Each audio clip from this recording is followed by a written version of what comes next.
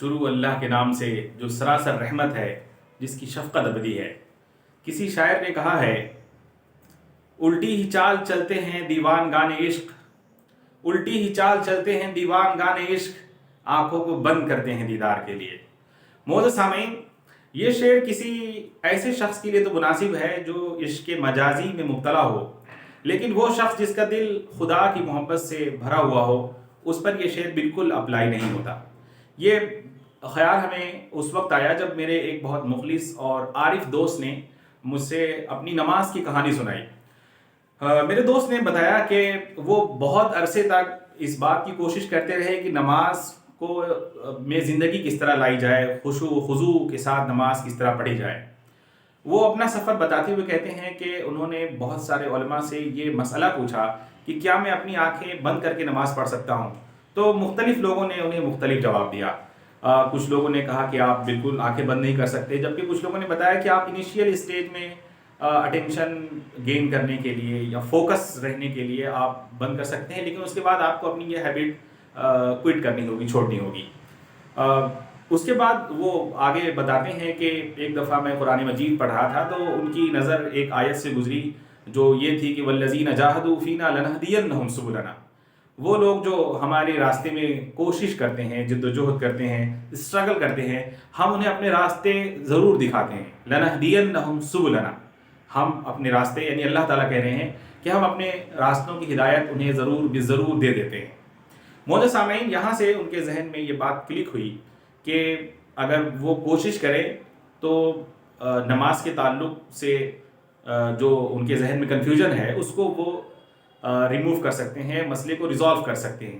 انہوں نے سوچنا شروع کیا تو وہ اس نتیجے پر پہنچے کہ نماز اللہ تعالیٰ کی یاد قائم کرنے کا ایک ذریعہ ہے، نماز بندگی کا اظہار ہے، اور اگر کوئی شخص نماز پڑھتے دوران اپنی آنکھیں بند کر لے تو یہ بندگی کا جو حق ہے ادا نہیں ہوتا۔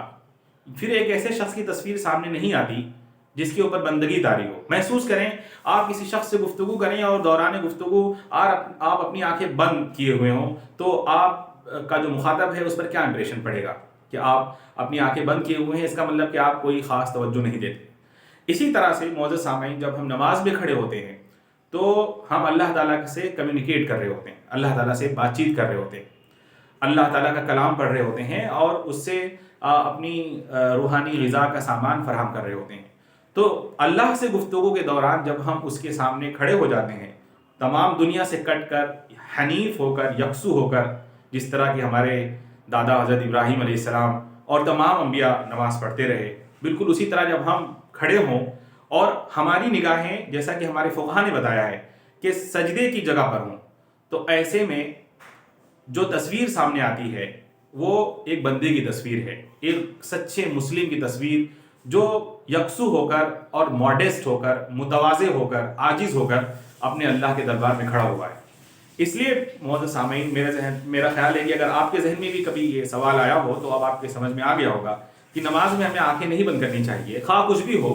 ہمیں یہ سوچنا چاہیے کہ ہم اللہ کے سامنے کھڑے ہیں، اس سے بات کر رہے ہیں۔ اگر ہم اپنی آنکھیں بند کر لیں گے تو یہ ادب کے اور بندگی کے تقاضوں کے خلاف بات ہوگی۔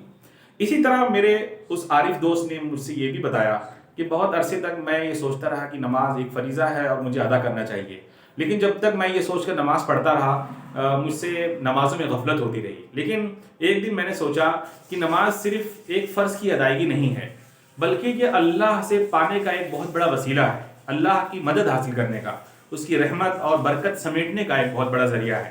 چنانچہ جب مجھے یہ خیال ہوا کہ نماز سے مجھے ملتا ہے، میں ریسیونگ اینڈ پہ ہوتا ہوں، میں کوئی چیز دے نہیں رہا ہوتا بلکہ لے رہا ہوتا ہوں، تو جب میں لینے کے خیال سے جاتا ہوں مسجد میں تو میں خوشی بخوشی جاتا ہوں، کیونکہ دینے والا جو بادشاہ ہے اس کو وہ دے کر کے پھر احسان نہیں جاتا تھا۔